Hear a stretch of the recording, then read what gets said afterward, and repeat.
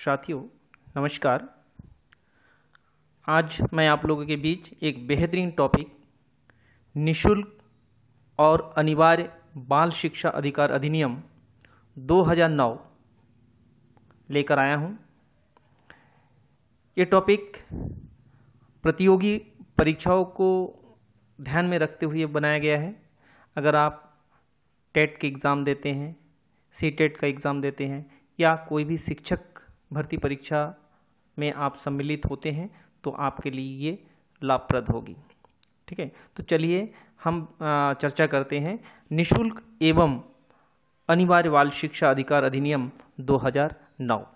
तो इसमें छोटी छोटी जानकारियाँ जो अक्सर पूछा जाता है कि ये राज्यसभा में कब आया, लोकसभा में कब पारित हुआ, कब लागू हुआ, ये सारे जो प्रश्न होते हैं उस पर मैं जो परीक्षा की दृष्टि से उपयोगी है उस पर ही बात करेंगे। ठीक है, तो सबसे पहले ये जो निशुल्क और अनिवार्य बाल शिक्षा अधिकार अधिनियम 2009 जो है 2 जुलाई को कैबिनेट में पास हुआ। सबसे पहले इसको कैबिनेट में 2 जुलाई को लाया गया। उसके बाद उसके 18 दिन बाद यानी 20 जुलाई में इस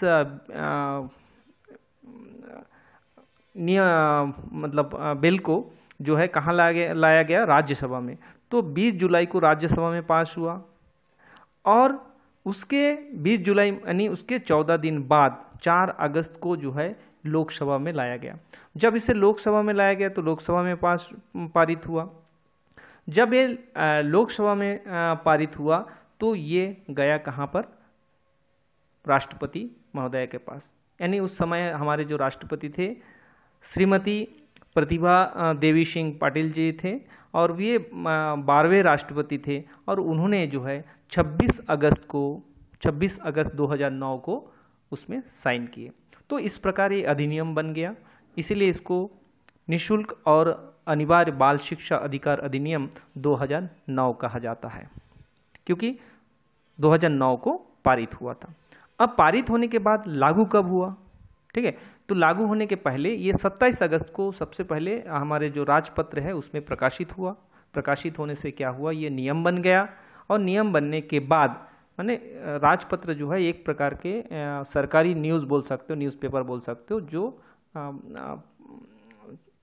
प्रकाशित हुआ और पूरे भारतवर्ष में, जम्मू कश्मीर को छोड़कर पूरे भारतवर्ष में, क्योंकि उस समय 2009 में 370 और 35 जो है कश्मीर पर लागू था, जम्मू कश्मीर पर लागू था, इसलिए उसको छोड़कर पूरे भारतवर्ष में 1 अप्रैल सन 2010 को लागू हुआ। तो आप याद रखिए कब लागू हुआ, 1 अप्रैल सन 2010। इसको अधिकार अधिनियम के बाद कौन सा सन लगता है, 2009, क्योंकि 9 में पारित हुआ था। लोकसभा में कब पारित हुआ, तो लोकसभा में पारित हुआ 4 अगस्त को। राज्यसभा में कब पारित हुआ, 20 जुलाई को। कैबिनेट में कब लाया गया, 2 जुलाई को। तो ये सारे टर्म्स आपको याद रखना है। तो ये जो शिक्षा का अधिकार अधिनियम, ये जो है 7 अध्याय और 38 धाराओं में विभाजित किया गया।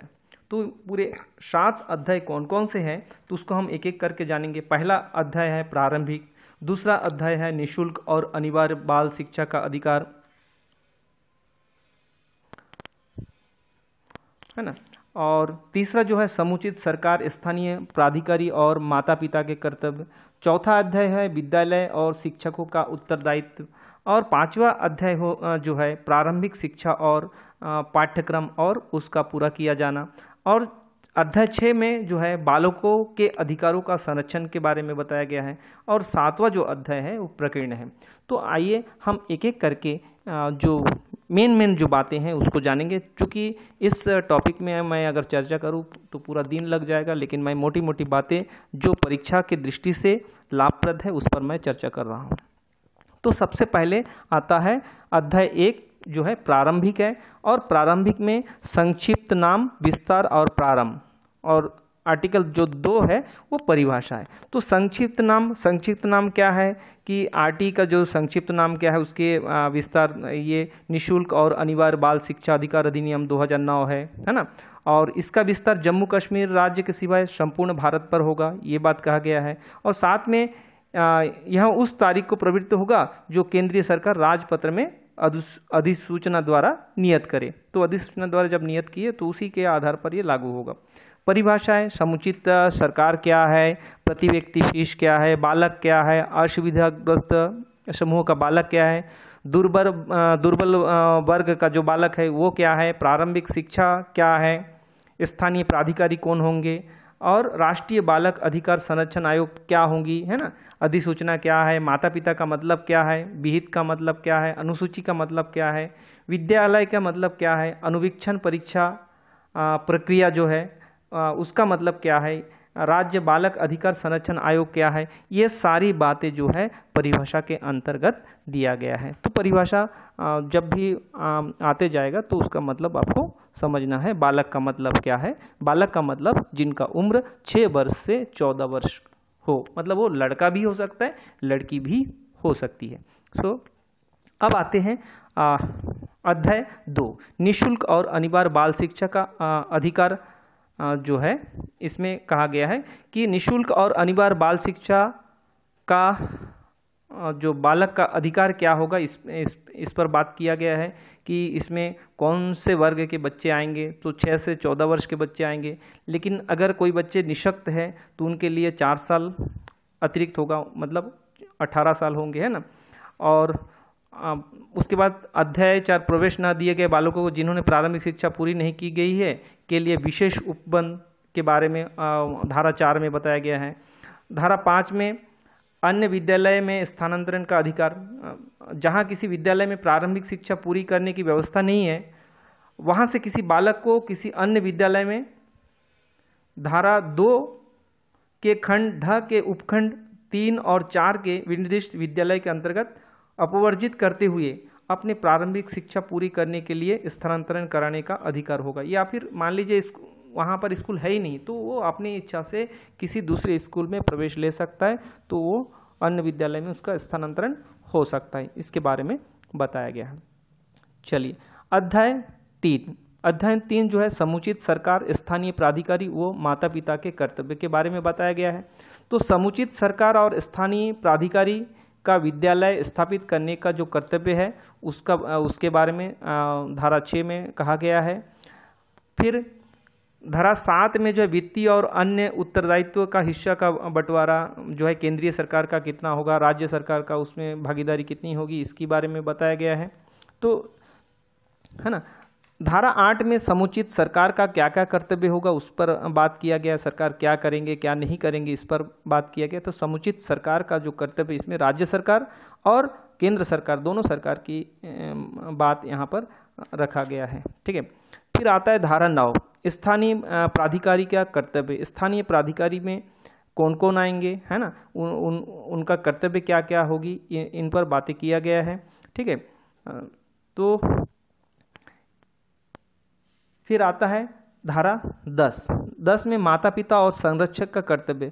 प्रत्येक माता पिता या जो भी संरक्षक होंगे उनका कर्तव्य होगा कि वह आसपास के विद्यालय में कोई प्रारंभिक शिक्षा में अपने यथास्थिति बालक का प्रतिपाल्य का प्रवेश करे या कराए, है ना। तो माता पिता का भी दायित्व होगा कि वो अपने बच्चों को अनिवार्य रूप से विद्यालय भेजे। तो ये माता पिता और संरक्षक का कर्तव्य जो है आर्टिकल यहाँ पर धारा जो है 10 में दिया गया है। धारा 11 समुचित सरकार का विद्यालय पूर्व शिक्षा के लिए व्यवस्था करना। तो ये जो है ना, पूर्व शिक्षा के लिए व्यवस्था करना तो समुचित सरकार का ये दायित्व होगा, ठीक है। इस प्रकार अध्याय 3 सबसे जो महत्वपूर्ण है वो है अध्याय 4। ये अध्याय 4 सबसे महत्वपूर्ण है, जहाँ से अधिकतर प्रश्न पूछे जाते हैं। तो अध्याय जो 4 में विद्यालय और शिक्षक के उत्तरदायित्व से संबंधित है। तो यहाँ पर धारा 12 जो है निःशुल्क और अनिवार्य शिक्षा के लिए विद्यालय के दायित्व की सीमा। तो आप जानते होंगे कि ये जो है 6 से 14 वर्ष के जो बालक हैं, ये धारा 12 जनरली जो है प्राइवेट स्कूल के लिए आप मान सकते कि ये प्राइवेट स्कूल के लागू होता है। और आप बहुत सारे पिक्चर देखे होंगे, एजुकेशनल वीडियो, एक वीडियो आया था, मैंने एक फिल्म आई थी, उसमें देखे थे कि अपने बच्चों के एडमिशन के लिए वहाँ पे लॉटरी निकलती है। तो ये लॉटरी सिस्टम वाला बात आप मान सकते हैं कि लॉटरी के माध्यम से जो 25% सीट है, 25% जो सीट है वो विशेष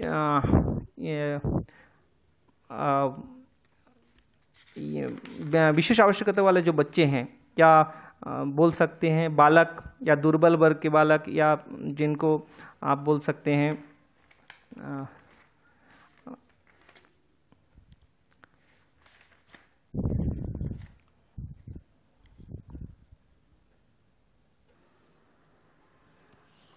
सकते हैं जो बीपीएल का, जो बीपीएल के थ्रू जो बच्चों का एडमिशन होता है, या कास्ट आधारित जो एडमिशन होता है ना, तो उनका जो 25% सीट है आरक्षित करना है, तो उसी से रिलेटेड है धारा 12, है ना। और कई विद्यालय जहाँ पर बोलते हैं कि हमारे स्कूल जो है क्लास 1 से नहीं, क्लास LKG UKG से है ना, तो उन स्कूलों में भी जो है उस LKG UKG से भी एडमिशन देने का प्रावधान जो है धारा 12 में कहा गया है।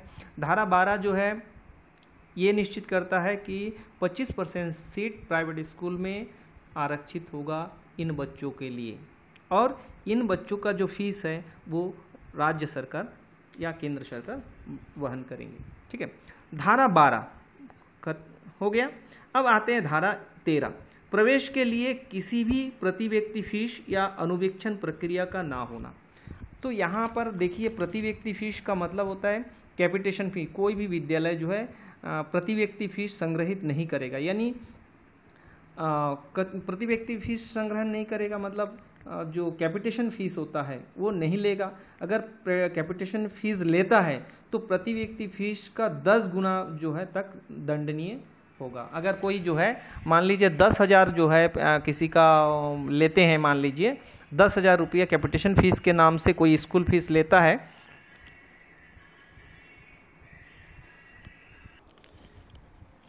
यदि कोई विद्यालय कैपिटेशन फीस लेता है तो 10 गुना जो है उस पर दंड लगाया जाएगा। यदि 10,000 लेता है तो 1 लाख उनको देना पड़ेगा।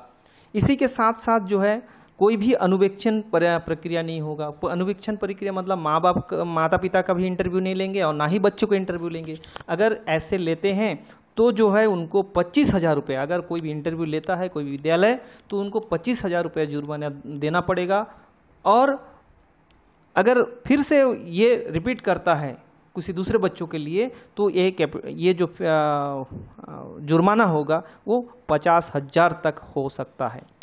फिर अगला जो है आर्टिकल है 14 जो है प्रवेश के लिए आयु का सबूत।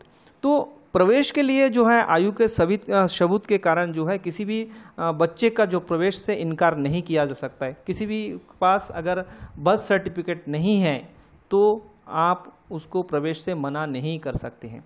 अगर मान लीजिए उनके पास नगर निगम का या सरपंच का या हॉस्पिटल का कोई भी चीज़ डॉक्यूमेंट नहीं है तो ऐसी स्थिति पर माता पिता स्वयं जो है शपथ पत्र बनाकर जो है बोल सकते कि हमारे बच्चे का जन्म इतने तारीख को हुआ है और उसी के आधार पर उनका प्रवेश दिया जाएगा। मतलब प्रवेश के लिए आयु का सबूत नहीं होने पर उन्हें प्रवेश से वंचित नहीं कर सकते। ठीक है, इसी प्रकार आता है आर्टिकल 15 धारा 15 जो है प्रवेश से इनकार ना किया जाना। प्रवेश से इनकार ना किया जाना, मान लीजिए जुलाई में एडमिशन होता है, 31 जुलाई के बाद एडमिशन हम बंद कर देते मान लीजिए, तो ये गलत है, हम ऐसे नहीं कर सकते। बच्चे का जो एडमिशन है वो पूरे साल भर होना है, मान के चलिए पूरे साल भर होना है। मतलब 6 महीने बाद भी आता है तब भी उसको एडमिशन देना है। तो एडमिशन के लिए कोई निश्चित समय नहीं है। निश्चित समय हालांकि हमारे लिए है, लेकिन अगर कोई बच्चा बीच में आ जाता है तो उसे भी हम प्रवेश से इनकार नहीं कर सकते। ये धारा 15 कहता है। धारा 16 क्या कहता है? धारा 16 क्या कहता है कि किसी भी बच्चे को रोकने और निष्कासन का निषेध है, प्रतिषेध है। यानी किसी भी बच्चे को नो डिटेंशन जो पॉलिसी है, किसी भी बच्चे को हम रोक नहीं सकते, किसी भी क्लास में रोक नहीं सकते। मतलब उसको पहली से लेकर पहली अगर एडमिशन लिया है तो 8वीं तक लगातार वो पास होते जाएगा, 8वीं पास होते जाएगा, ठीक है। और ना ही कितना भी गलती करे बच्चे को विद्यालय से निकाल नहीं सकते कि ये इनको नहीं आता है तो निकाल दो, ऐसे नहीं कर सकते। तो ये जो है धारा जो है 16 कहता है, लेकिन धारा 16 के लिए बाद में जो है कुछ संशोधन हुआ, क्योंकि जब हम अभी देखते हैं कि कई बार ये प्रश्न आता है कि 9वीं में आ गए बच्चा, लेकिन बी और डी में डिफरेंस नहीं कर पाते। तो ये बातें जब आई कि 6वीं के बच्चा जो है 3री का बुक नहीं पढ़ पाते, या 3री का बच्चा जो है पहली का बुक नहीं पढ़ पाते, तो ये सब जो बातें हैं इसको दूर करने के लिए फिर एक पॉलिसी बना, अभी निःशुल्क एवं अनिवार्य शिक्षा संशोधन विधेयक 2019 बना, जो 3 जनवरी 2019 को लागू हुआ। और इसमें नो डिटेंशन जो पॉलिसी है उसको वापस लिया गया। माने अब क्या बोले, नहीं, जो 8वीं है और 5वीं है उसमें बच्चा जो है क्या करेंगे, बोर्ड परीक्षा देंगे, बोर्ड जैसे परीक्षा देंगे, और परीक्षा देने के बाद अगर वो फेल हो जाते तो फिर से उनको 2 महीने का समय फिर से दिया जाएगा, फिर से उनको जो है फिर से पुनः परीक्षा लिया जाएगा उस क्लास के लिए। और उसके बाद भी अगर बच्चा फेल हो जाता है तो एक ये बनता है कि पालक को कन्विंस कराए कि आपके बच्चे को लगता है कि 1 साल और इस क्लास में फिर से दोहराने की आवश्यकता है, उनको इस टॉपिक को फिर से पढ़ने की आवश्यकता है, ये बोलकर उनको उस क्लास में रोकने की प्रावधान किया गया है अभी फ़िलहाल। अब आते हैं हम धारा 17। धारा 17 क्या कहता है, बालक के शारीरिक दंड और मानसिक उत्पीड़न पर प्रतिषेध है। यानी किसी भी बालक को शारीरिक दंड या मानसिक उत्पीड़न नहीं किया जाएगा। कोई भी हम जिसमें उनके मनोदशा पर मतलब कोई विपरीत प्रभाव पड़े तो उस प्रकार हम किसी को दंड नहीं दे सकते। इस प्रकार की बातें इसमें कहा गया है, किसमें, धारा 17 में, है ना। तो धारा 17 और धारा जो 18 है वो मान्यता प्रमाण पत्र अभिप्राप्त किए बिना किसी भी विद्यालय का स्थापित न किया जाना। मतलब बिना मान्यता के कोई भी विद्यालय नहीं खोल सकता है। यदि ऐसा करता है कोई, मान लीजिए ज़बरदस्ती खोल देता है, तो खोल देने पर जो है उस विद्यालय पर बिना मान्यता लिए कोई विद्यालय खोलता है तो उस पर 1 लाख रुपए तक का जुर्माना होगा। और उसके बाद वो अगर बंद नहीं करता है और फिर भी वो खोल के रखता है तो प्रति कार्य दिवस में 10,000 रुपया जुर्माना होगा। मान लीजिए उन छापा पड़ गया, 1 लाख रुपया उस पर जुर्माना ठोक कर चले गए और फिर उन्होंने 15 दिन और स्कूल चला लिए, तो 15 दिन में क्या हो गया, 10,000 रुपया प्रतिदिन की दर से, मतलब 1.5 लाख और मतलब 2.5 लाख रुपए उस विद्यालय को पटाना पड़ेगा। तो बिना मान्यता के कोई भी विद्यालय स्थापित नहीं कर सकता। फिर धारा 19 जो है ये बोलता है विद्यालय के मानक और मान कि जो जब भी मान्यता लेंगे विद्यालय तो एक मानक होगा कि विद्यालय में क्या क्या होना चाहिए, क्या क्या नहीं होने चाहिए, है ना। अगर ये सब नहीं होंगे तो आप जो है विद्यालय नहीं खोल सकते, है ना। तो वो मानक की बात क्या कहा गया है, तो उसको मैं लास्ट में एक बार फिर से बताऊंगा कि क्या क्या मानक है, उस पर मैं बात करूंगा।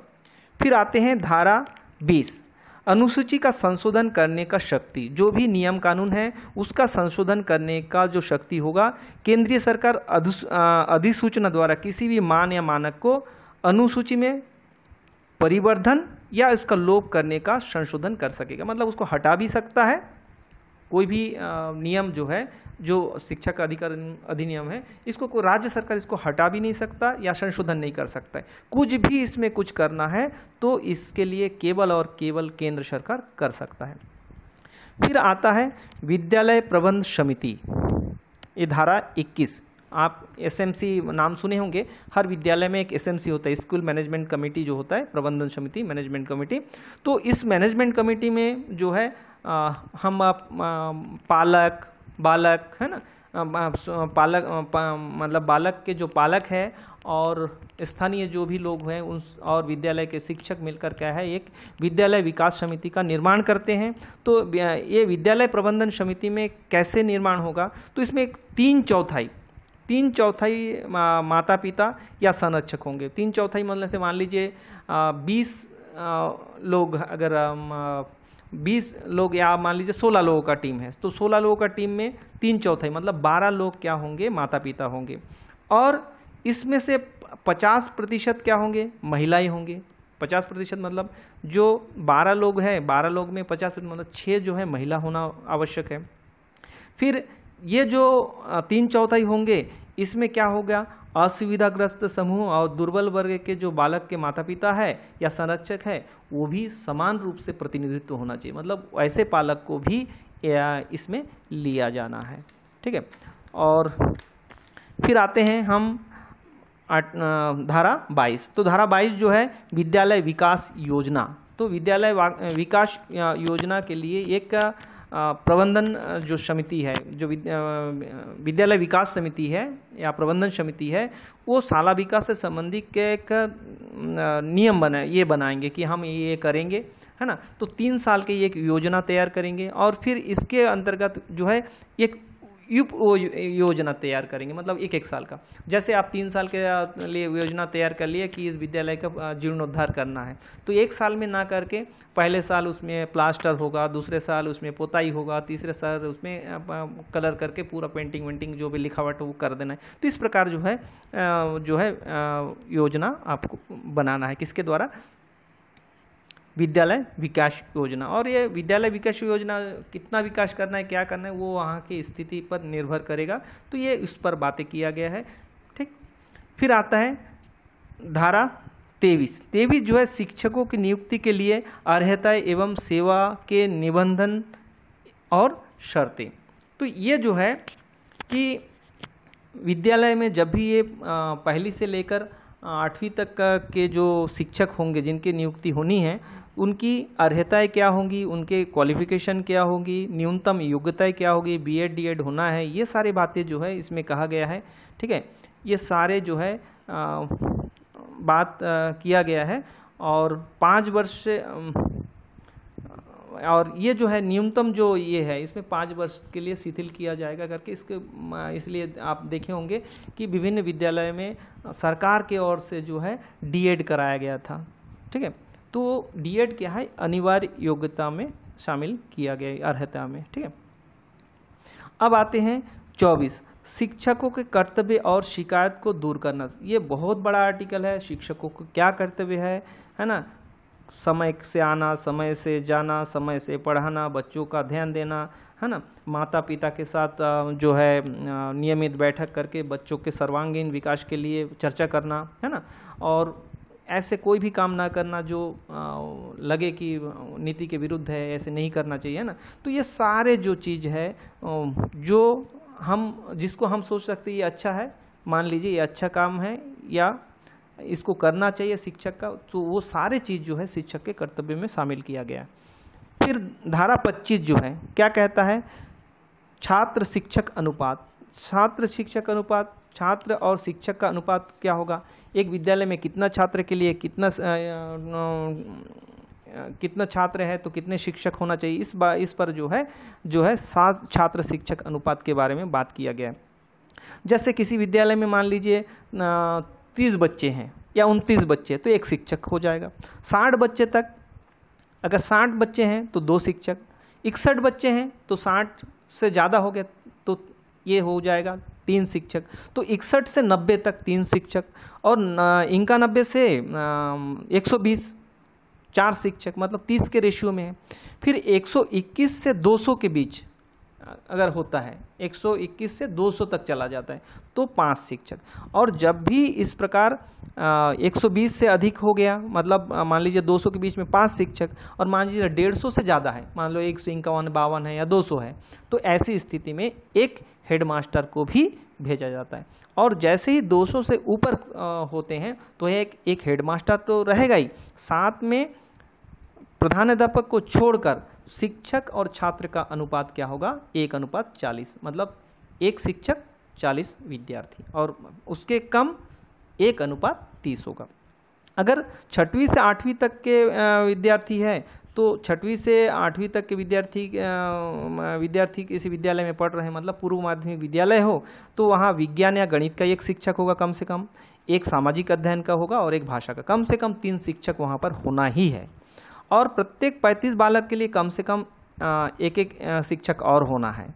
और जहाँ पर भी 100 विद्यार्थी से ज़्यादा होंगे तो वहाँ पर एक पूर्णकालिक प्रधान अध्यापक भी होगा। ठीक है, साथ साथ जो है अंशकालीन शिक्षक भी ले सकते हैं, जैसे कला शिक्षक, शारीरिक शिक्षा, कार्य शिक्षा, स्वास्थ्य शिक्षा, ये सब के जो है पार्ट टाइम टीचर भी हो सकते हैं। ठीक है, तो ये सारे बातें जो है ये किस में कहा गया है? 25 में, छात्र शिक्षक अनुपात। फिर शिक्षकों की रिक्तियों का भरा जाना, तो शिक्षकों का रिक्तियों का भरा जाना, तो ये बातें जो है किस में कहा गया है? धारा 26 में, कि कोई भी राज्य सरकार जो है शिक्षकों की भर्ती करेगा, और ये जो शिक्षक की भर्ती है ये समय से कर लेना है ना, और अधिक से अधिक जो है 10% जो है कम हो सकता है। किसी भी विद्यालय में मान लीजिए 100 टीचर चाहिए तो 90 टीचर, किसी ब्लॉक में अगर 100 टीचर चाहिए तो कम से कम उस ब्लॉक में 90 टीचर होना ही चाहिए, उससे कम नहीं होना चाहिए। तो ये बातें जो है धारा 26 में कहा गया है। अब आते हैं हम धारा 27, है ना, वर्ष की प्रयोजन के लिए शिक्षकों को अभिनियोजित किए जाने का प्रतिषेध है ना। तो गैर शिक्षकीय जो प्रयोजन है ना, यहाँ पर वर्ष लिखा है तो आप उसको लिखेंगे गैर शैक्षिक प्रयोजनों के लिए शिक्षकों के अभिनियोजित किए जाने का प्रतिषेध, मतलब किसी भी शिक्षक को गैर शिक्षकीय कार्य में नहीं लगा सकते। लेकिन क्या क्या लगा सकती? ये 3 चीज़ उनके लिए अनिवार्य है कि 10 वर्ष में जो जनगणना होती है उसमें लगाया जा सकता है। फिर जो राहत कार्य है, जैसे कभी बाढ़ आया, ये आया, भूकंप आया, या अभी जैसे कोरोना काल चल रही है, तो इसमें जो ड्यूटी होती है ये क्या होती है? कौन सा? अनिवार्य सेवा होती है। तो ये इसमें भी करना अनिवार्य है। और साथ में जो है चुनाव का जो कार्य है इसको लगा सकते हो। तो 3 कार्य को छोड़कर कोई 4था कार्य में शिक्षक को नहीं लगा सकते। फिर आता है धारा 28, शिक्षक द्वारा प्राइवेट ट्यूशन का प्रतिषेध है। शिक्षक जो है प्राइवेट ट्यूशन नहीं लगाएगा किसी को, कि हम प्राइवेट जो है बच्चे को घर जाके अलग से नहीं पढ़ाएगा, ठीक है, या अपने घर बुला के नहीं पढ़ाएगा फीस लेकर, है ना। फिर आते हैं धारा 29, अध्याय 5, प्रारंभिक शिक्षा का पाठ्यक्रम और उसका पूरा किया जाना। तो पाठ्यक्रम, जो भी पाठ्यक्रम है उसको समय में पूरा करना है और उसका मूल्यांकन भी करना है। पाठ्यक्रम और मूल्यांकन प्रक्रिया को पूरा करना है। मतलब ऐसे नहीं कि पाठ्यक्रम जो है सिलेबस है और उसको आप समय से पूरा नहीं किए, तो समय से उसको पूरा भी करना है और उसका मूल्यांकन भी करना है ना। जिसमें बालक का सर्वांगीण विकास हो और जिसमें बालक का ज्ञान, अंतःशक्ति, योग्यता का निर्माण, ये सारे पहलुओं को हम जब क्या करते हैं, उसका मूल्यांकन करते हैं, योग्यता का व्यापक और सतत मूल्यांकन करते हैं। तो ये सारे चीज़ जो है धारा 29 में कहा गया है। धारा 30 में परीक्षा और समापन का जो प्रमाण पत्र देना है। किसी भी बालक से प्रारंभिक शिक्षा समाप्त होने पर बोर्ड परीक्षा उत्तीर्ण करने पर की अपेक्षा नहीं की जाएगी, है ना, कि बोर्ड, लेकिन उसको एक प्रमाण पत्र दिया जाएगा, क्या, कि इन्होंने प्रारंभिक शिक्षा पूरा कर लिया है। तो ये प्रमाण पत्र दिया जाएगा किसमें? धारा 30 में कहा गया है। अब आते हैं बालकों के अधिकार का संरक्षण। ये जो है बालकों के अधिकारों का संरक्षण अध्याय 6 में। तो बालक के अधिकारों का संरक्षण का मॉनिटरिंग करना, ठीक है। तो ये सारे जो बातें हैं इसमें किसमें कहा गया कि बालकों के जो अधिकार है, क्या क्या अधिकार है ना। तो बालक अधिकार संरक्षण आयोग अधिनियम, ये सारा जो चीज़ आपको डिटेल में आप लोग पढ़े होंगे, वो सारे चीज़ जो है किस में आएगा धारा 31। धारा 32 शिकायतों को दूर करना। अगर किसी बालक को कोई शिकायत है अपने अधिकार से संबंधित कि मुझे ये नहीं प्राप्त होना है, मुझे ये नहीं प्राप्त होना है, स्थानीय अधिकारी प्राधिकारी से कोई शिकायत जाता है तो उसका निराकरण करना है। तो ये सारे बात जो है शिकायत का निराकरण करना या दूर करना जो है धारा 32 में कहा गया। धारा 33 में राष्ट्रीय सलाहकार परिषद का गठन किया जाएगा। ठीक है, तो केंद्रीय सरकार अधिसूचना द्वारा एक राष्ट्रीय सलाहकार परिषद का गठन करेगी जिसमें 15 से अधिक उतने ही सदस्य होंगे जैसा कि केंद्रीय सरकार आवश्यक समझे, है ना, जिनकी नियुक्ति है प्रारंभिक शिक्षा और बालक विकास के क्षेत्र में ज्ञान व्यवहारिक अनुभव रखने वाले व्यक्तियों में से की जाएगी। ये सारे बातें जो है राष्ट्रीय सलाहकार परिषद का गठन कैसे होगा उस पर बात किया गया है।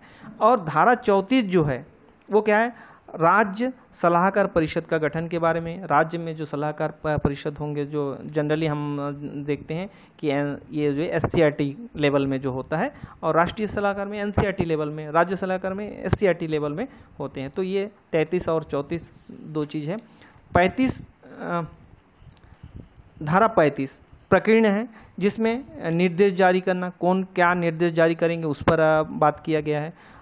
धारा 36 अभियोजन के लिए मंजूरी, है ना, तो अभियोजन से रिलेटेड है। धारा 37 जो है सद्भावना पूर्वक की गई कार्यवाही के लिए संरक्षण। ठीक, और धारा 38 समुचित सरकार के नियम बनाने की शक्ति और अनुसूची। ये सारे, है ना, कौन धारा के अंतर्गत क्या क्या कौन इसका नियम बना सकते हैं उस शक्ति के अनुसूची के बारे में डिटेल से बताया गया है। ठीक है, अब एक बातें और जो है ये छात्र शिक्षक अनुपात के साथ साथ एक प्रश्न और पूछे जाते हैं, है ना। अब देखिए विद्यालय के जो धारा 19 और 25 में धारा 19 में क्या किया गया था कि विद्यालय का संरचना कैसे होना चाहिए जिससे कि मान्यता मिले, है ना। तो मान्यता के लिए क्या होना चाहिए, शिक्षकों की संख्या होनी चाहिए, भवन होने चाहिए, अकादमिक वर्ष के कार्य दिवसों की उसका डिटेल देना होगा, शिक्षक के लिए प्रति सप्ताह कार्य की घंटा निर्धारित करना होगा। साथ में जो है अध्यापन शिक्षण का जो उपस्कर है, माने जो सामान है खेल कूद से रिलेटेड जो सामान लगता है या पुस्तकालय और खेल सामग्री, है ना, ये सारे जो चीज़ है वो किस में कहा गया है, धारा 19 में जो मान्यता के लिए लगेगा, मान्यता के लिए स्कूल मान्यता के लिए लगेगा वो सारी चीज़ बताया गया। तो एक प्रश्न और आता है कि एक अकादमिक जो वर्ष होता है ना, जो एकेडमिक ईयर होता है उसमें पहली से 5वीं कक्षा है तो कुल कार्य दिवस की संख्या कितनी होगी और शिक्षण घंटे कितनी होगी। तो ये 200 और 800 याद रखिए, 200 845 तीन चीज़ रखना है याद। 200 कार्य दिवस, है ना, 800 शैक्षणिक घंटे, है ना, 800 घंटे, 200 दिन 800 घंटे, मतलब 4 घंटे हो गया प्रतिदिन। और जो वीकली होगा वो 45 घंटे, जिसमें तैयारी के घंटे भी शामिल होंगे। तैयारी के घंटे का मतलब होता है कोई विद्यालय में जाता है तो जाके प्रेयर कराएगा, बच्चों का नाखून वाखून सब चेक करेगा, जो भी ये जो ये है, तो ये भी अध्यापन का एक भाग होता है, तो इसको भी उसमें शामिल रहेगा।